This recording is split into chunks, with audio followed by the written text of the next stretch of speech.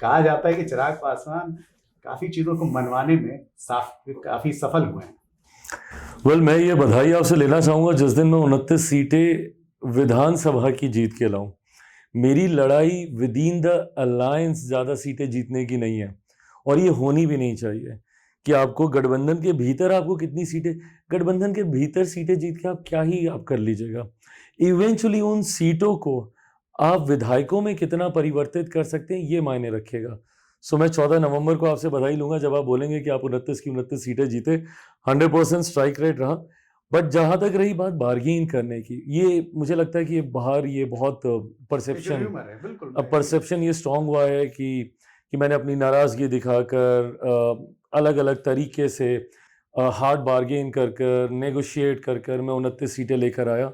But मैं honestly बोलता हूँ भाई, मेरे लिए ये बहुत बड़ी बात है, क्योंकि मैं राजनीति का विद्यार्थी रहा हूँ, स्टूडेंट ऑफ पॉलिटिक्स होने के नाते मैंने आज तक कभी गठबंधन राजनीति में नहीं देखा कि किसी एक सांसद वाली पार्टी को 5 सीटें दे दी गई हों चुनाव लड़ने के लिए।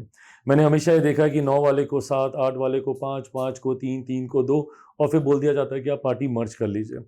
बट ये गठबंधन का ये विश्वास, मेरे प्रधानमंत्री का ये विश्वास मुझ पे होना कि एक सांसद वाली पार्टी 5 सीटें जीत सकती है, ये बहुत बड़ी बात है।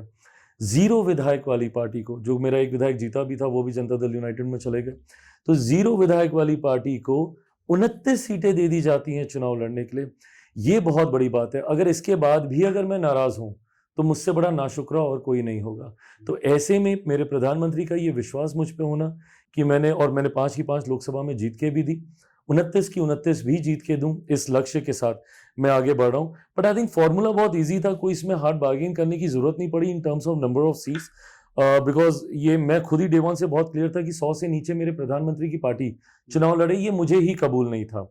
वो भी खास तौर पे तब जब सामने गठबंधन में 100 सवा 100 से ज्यादा, और अब तो आई थिंक जब सूची आई है तो राजद आई थिंक 143 सीटों पे चुनाव लड़ रही है। तो ऐसे में मेरे प्रधानमंत्री की पार्टी 100 से नीचे सीटों पे चुनाव लड़े, ये मुझे ही स्वीकार नहीं था।